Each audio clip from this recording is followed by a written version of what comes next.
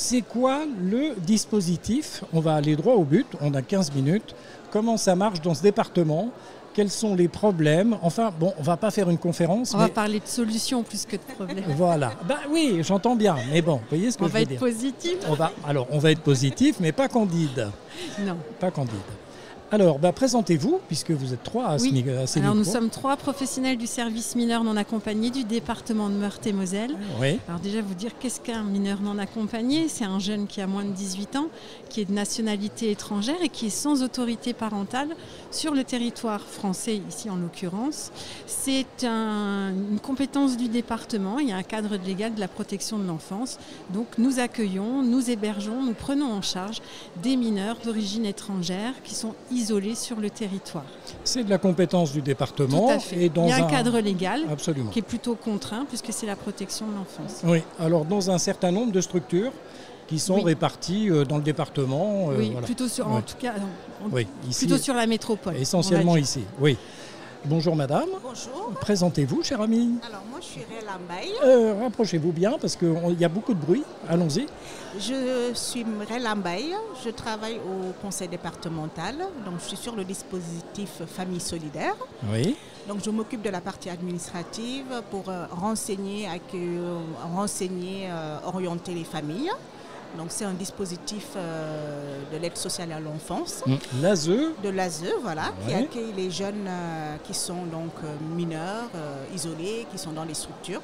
Et le dispositif Famille Solidaire, donc ça permet aux jeunes de pouvoir s'intégrer dans la vie quotidienne, culturelle. Et donc nous, l'objectif c'est de recruter, de sensibiliser les familles donc qui sont bénévoles en sachant que les familles sont rémunérées. Et les types d'accueil, ça peut être du ponctuel, ça peut être du séquentiel. Ouais, un peu comme les familles relais dans un certain nombre de situations. Exactement, tout à fait. Donc moi je m'occupe donc de la partie administrative. D'accord. Voilà. Et vous ? Bonjour, moi je m'appelle Mohamed Bounsir, je suis éducateur spécialisé, je suis référent ASE au service MNA, donc j'accompagne les jeunes et je suis garant de leur projet, de leur arrivée jusqu'à leurs 18 ans, jusqu'à leur majorité. On va déjà dresser une espèce d'état des lieux. Il y a combien d'enfants qui sont pris en charge par le département actuellement? Alors nous, au niveau du service mineur non accompagné, alors ce qu'il faut savoir, c'est que c'est des jeunes qui sont confiés. On ne travaille pas avec les parents puisqu'ils ne sont pas présents sur le territoire. C'est-à-dire que nous avons la tutelle donc de ces jeunes et ils sont... Alors on a en mois d'octobre 347 jeunes mineurs non accompagnés ou, alors petite spécificité, présumés mineurs non accompagnés, puisque la loi en fait contraint à une évaluation de la minorité quand un jeune arrive sans papier et nous dit j'ai moins de 18 ans, je suis d'origine étrangère, j'ai pas mes parents avec moi.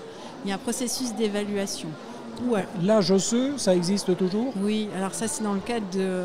C'est un peu compliqué, je sais pas si c'est pas super fun d'en parler là aujourd'hui, mais en fait c'est dans le cadre effectivement de l'évaluation de la minorité. On a aussi un deuxième format d'accueil en Meurthe-et-Moselle, c'est les réorientations d'autres départements. Un jeune qui a été évalué mineur dans un autre département nous est confié par une décision judiciaire par en fait un autre département qui n'a plus de place. Là, et donc nous, on l'accueille, il y a un petit switch au niveau de... Alors, sur le plan régional ou sur le plan national? C'est national. Okay. Voilà. Il y a une clé de répartition des départements, ça existe depuis la circulaire Taubira de 2013. Enfin, voilà. Il y a un processus, comme je vous ai dit, il y a un cadre légal, c'est très pointu, très contraint. Et donc voilà, moi je voulais juste revenir, parce qu'on ne l'a pas dit tout à l'heure, c'est un dispositif qui existe depuis 2015. Donc on a un petit peu d'expérience sur le dispositif. Il s'appelait Jeunes à la maison auparavant. Aujourd'hui il s'appelle Famille Solidaire. Et comme l'a dit ma collègue Réla, c'est vraiment l'idée de créer une rencontre entre une famille qui a un projet d'accueil qui peut être à la journée, pendant les vacances scolaires, ou de façon durable tout au long de l'année scolaire, avec un jeune, dans un souci d'intégration. Là, ils sont dans un accueil relationnel qui est important, plus que quand ils sont en foyer. Un accueil familial sécurisant, c'est une vraie chance. Mais alors, au niveau du service MNA, on a vraiment fait évoluer le dispositif pour que ça matche en fait. Il y a une rencontre qui se fait. Une famille qui a envie un jeune de l'autre côté. Voilà. Je pense que mon collègue Mohamed pourra plus vous en parler. Il y a une petite période d'évaluation de la famille. Quelles sont vos envies, quels sont vos besoins en termes d'accueil, etc. Nous aussi, c'est un cadre de protection de l'enfance, on évalue le fait que s'ils accueillent, il faut qu'il y ait les conditions d'accueil nécessaires. Et les familles ne sont pas laissées pour compte pendant l'accompagnement. Oui, parce que j'imagine tout de même qu'il faut s'assurer que les familles sont bienveillantes, correspondent à un certain nombre de critères, pas seulement matériels comme ça peut se faire. Voilà, c'est quand même un challenge. Hein. Ouais, mais ça, du coup, je pense que Mohamed peut. Mohamed, vous avez déjà un retour d'expérience, j'imagine, donc assez important. Tout à fait. Alors, et comment ça marche? Vous êtes satisfait? Alors, nous, on est satisfait. Là, récemment, en fait, pour donner un exemple concret, une jeune femme enseignante a appelé le service pour dire qu'elle avait un projet d'accueillir un ou une jeune d'origine étrangère, mais que malheureusement, elle n'avait pas de possibilité d'héberger ce jeune ou cette jeune. Donc, je lui ai proposé de venir au conseil départemental pour qu'on puisse échanger autour de son projet. Déjà, savoir quelles étaient ses motivations, comment elle imaginait l'accueil, avec quel type de jeune, est-ce que ce serait plutôt un garçon, une fille, plutôt quel âge, etc.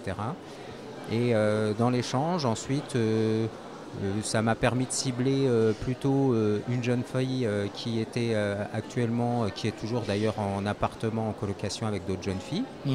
Du coup, qui n'était pas dans la volonté d'être accueillie de manière pérenne par une famille, mais plutôt d'avoir un parrain ou une marraine qui l'accueille comme ça de manière ponctuelle pour du coup découvrir des choses qu'elle ne connaît pas de ce nouvel environnement qu'est la France, qu'est la République française, etc. Et du coup, ça a permis une belle rencontre aujourd'hui, depuis quelques mois, où ces deux jeunes femmes se voient de manière régulière, 2 fois par mois, pour des sorties loisirs ou de découvertes. Là, prochainement, elles vont aller à Strasbourg découvrir le marché de Noël de Strasbourg. Voilà. On sent bien que là, c'est une avancée certaine pour essayer, au fond, d'être, je le répète, bienveillant, accueillant. Il y a les réalités sociales et économiques. Tout à fait. Et donc, les familles ont conscience de ça. Quand elles accueillent les jeunes, elles sont, j'ai envie de dire, est-ce qu'elles sont formées pour être très précis? Alors, on sait très bien que là, il s'agit de bénévoles qui ne sont pas formés à proprement parler. Et c'est aussi pour ça que le service des mineurs non accompagnés est garant de ce projet-là de parrainage ou d'accueil en famille solidaire, parce qu'on a bien conscience qu'on est en face de nous des gens qui ont l'envie de partager, mais qui ne sont pas des professionnels. Donc on est là pour les renseigner sur les spécificités du public, et aussi pour être le garde-fou s'il y a un problème, une difficulté à un moment donné. On peut mettre aussi fin à l'accompagnement, voilà, parce qu'on sent que les choses ne fonctionnent pas.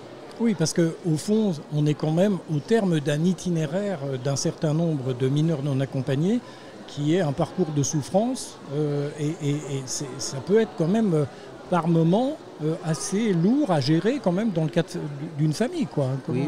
Mais après, justement, c'est pour ça qu'on est là aussi pour veiller à ce que les jeunes qui soient accueillis en famille soient des jeunes qui ont déjà entamé leur processus d'intégration dans la société française. C'est pas des primo-arrivants. Non, du tout. Ouais. C'est important de le préciser. Voilà, c'est plutôt des jeunes qui ont déjà bien établi leur projet professionnel ou leur projet scolaire, où il n'y aura pas de difficulté dans la communication aussi en termes de langue française ou autre, parce que des fois il y a des familles qui accueillent des jeunes anglophones, mais parce qu'eux-mêmes parlent anglais. Donc c'est voilà. Ça. Il y a en tout cas une volonté et la manière de faire là. Exactement. Oui. Donc c'est pour ça que c'est important que nous, on soit là en tant que médiateur dans cette relation-là. C'est important quand même d'imaginer que ces alternatives, finalement, elles sont très peu connues. En a tendance, on parlait de foyer, on parlait plutôt un peu de structure, j'allais dire collective, mais on ne connaissait pas finalement cet aspect des choses-là, dans la prise en charge.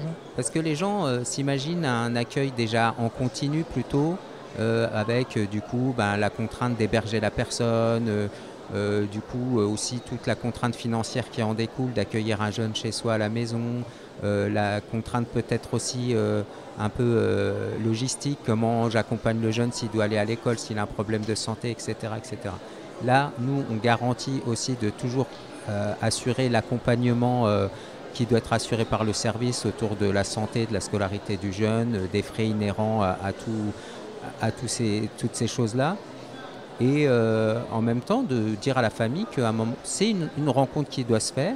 Si la rencontre se fait que de manière ponctuelle, il n'y a pas de souci. On n'est pas obligé d'avoir une grande maison et d'accueillir 3 jeunes en même temps. Voilà, juste de partager un bon moment avec ces jeunes-là, juste de mettre en place un parrainage qui permettra à ce jeune-là, quand il sera majeur, d'avoir peut-être une personne ressource à l'extérieur, c'est intéressant. Je vais venir un petit peu à la question qui fâche. Est-ce que ces familles bénéficient d'une aide particulière, d'un accompagnement particulier ? Ah oui, tout à fait. La famille est rémunérée. Il y a une rémunération de 20,26 € par jour. C'est précis. Hein. Voilà. On est en France. Oui, on est en France. 20,26 €. Voilà. Et puis aussi, comme disait mon collègue, si c'est en accueil continu, il y a l'argent de poche qui est versé de l'ordre de 90 € à peu près pour le jeune. Donc, d'accord, voilà. oui. Bon. Vous êtes satisfait de ce qui se passe donc actuellement avec ce principe d'accompagnement, de relève. C'est un peu quand même en fonction aussi de la scolarité, d'après ce que j'ai compris. C'est voilà, on prend un petit peu les choses en fonction de l'année scolaire. On est enthousiaste parce que c'est une vraie chance pour le jeune. C'est une vraie chance d'intégration. Et comme je vous l'ai dit tout à l'heure, fréquenter une famille, un cadre familial, relationnel, sécurisant, qui participe avec vous à l'apprentissage de la langue, aux codes sociaux et culturels, c'est une vraie chance pour le jeune. Et c'est pour ça qu'on est enthousiaste sur ce dispositif. Et puis, comme je vous dis, ça existe depuis 2015. On a des très belles expériences et des très beaux exemples de jeunes qui ont réussi en France grâce à ce passage en famille solidaire. C'est plutôt une bonne nouvelle par les temps qui courent. Oui. Non ? Mais la Meurthe-et-Moselle est une terre solidaire par nature. Ah non, mais on a des Meurthe-et-Mosellans qui sont très solidaires et le projet les intéresse aussi. Mais vous faites bien de préciser que ça n'existe pas forcément dans tous les départements, on est bien d'accord. Ce serait bien quand même qu'à un moment donné, on puisse prendre en considération cette problématique et non pas avoir le côté sombre de la force, mais plutôt le côté positif de la force. C'est un public spécifique. J'entends bien. Alors vous êtes là économiquement parlant, alors c'est vous qui gérez tout ça ou comment ça se passe Oui, moi je travaille au service EMENA, sur le dispositif Famille Solidaire, donc je m'occupe de la... Donc vu que j'aime bien tout ce qui est contact relationnel, donc je m'occupe de la partie administrative. Donc pour qu'il y ait, comme disait mon collègue, qu'il y ait aussi un échange, de contacter les familles, voir si tout se passe bien. Donc d'être le relais un petit peu pour la famille, de voir un petit peu si tout se passe bien, si les familles sont satisfaites ou voilà. Alors madame est enthousiaste et vous êtes comment ? Moi pareil, dans le même move. C'est extraordinaire. Et vous Mohamed, vous l'êtes aussi enthousiaste ?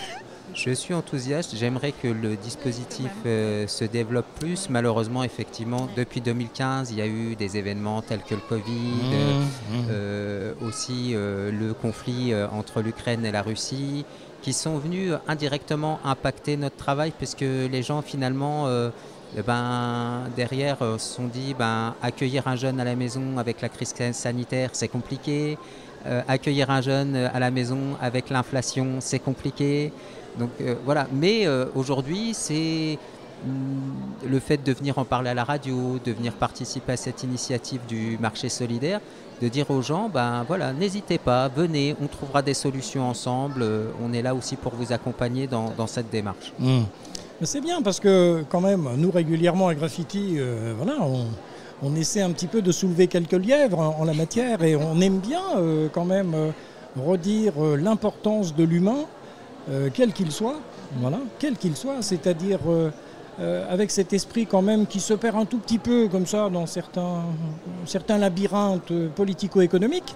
Et nous, on aime bien dire que non, il y a toujours des gens qui œuvrent pour le bien-être, la bienveillance et l'accueil, même si on le met un petit peu à toutes les sauces et on le caricature d'une manière ou d'une autre. Maintenant, il y a une réalité, c'est pour ça que je dis, je ne suis pas candide, on peut accueillir combien de jeunes, par exemple en Meurthe-et-Moselle, en termes de capacité ? Ça ne se calcule pas. Eh ben non. C'est un flux. Je dis toujours qu'on travaille avec l'imprévu et l'imprévisible. Oui. Pour rentrer dans des considérations très techniques, en fait, ça dépend d'une clé de répartition, donc d'une péréquation départementale. Donc, on a un certain pourcentage de jeunes mineurs non accompagnés à accueillir sur le département par rapport à d'autres départements. Okay. Et c'est par rapport au nombre national de jeunes confiés mineurs non accompagnés.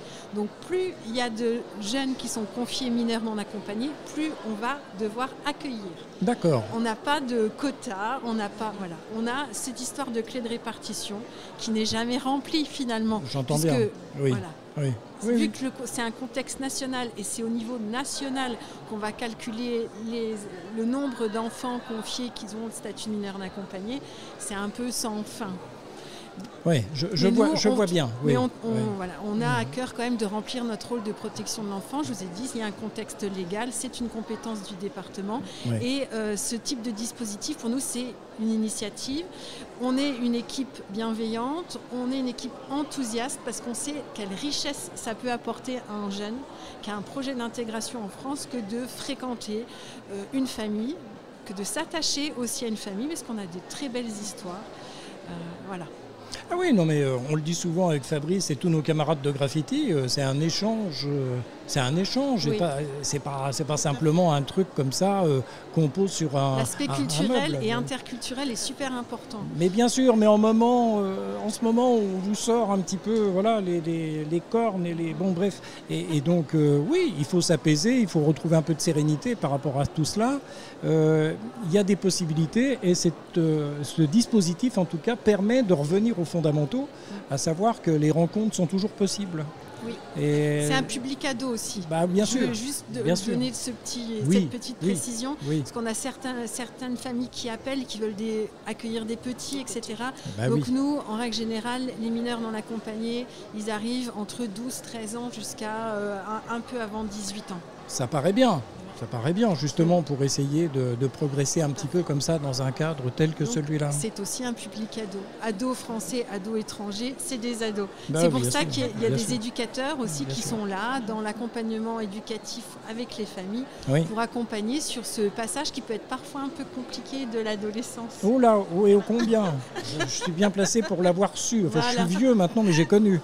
Il faut... Alors, pour finir et conclure, c'est toujours trop bref évidemment, hein, mais alors quand ils sont plus mineurs, je sais que parfois, voilà, ils disparaissent un tout petit peu. Ça veut dire quoi ? Mais non, mais je sais bien que les prises en charge, entre guillemets, parfois disparaissent aussi. Il y a des mineurs qui se retrouvent en situation, des majeurs, de jeunes majeurs en situation illégale, entre guillemets, puisque tout à coup, on leur dit c'est trop tard, il faut repartir. Voilà. Mais c'est ce qu'on appelle les OQTF, on en entend beaucoup parler dans les médias en ce moment. Oui. Voilà. Donc, mais en fait, non, c'est... Oui. On va reprendre une petite spécificité technique depuis une loi de 2022 qu'on appelle plus communément ou attaquer. Oui. Les jeunes de l'ASE qui ont été confiés à minorité se voient octroyer un contrat jeune majeur à majorité. C'est bien. Donc même les mineurs non accompagnés à 18 ans continuent à être accompagnés dans le cadre d'un contrat jeune majeur jusqu'à 21 ans. C'est important de le préciser. Ce qui peut bloquer, c'est effectivement des OQTF, mais ça ne veut pas dire qu'ils vont partir. Oui, voilà. Oui, c'est clair. Ça veut dire aussi qu'on peut continuer à les accompagner, surtout s'ils sont scolarisés. La scolarité, c'est un point extrêmement important pour nous. Du point de vue de l'intégration, puis de l'obligation aussi légale, à la fois de scolarité jusqu'à 16 ans et de formation jusqu'à 18 ans. Donc c'est un petit peu technique, mais en tout cas à 18 ans ils ne sont pas à la rue. Non mais c'est important parce que voilà. On continue, le conseil départemental continue à les accompagner.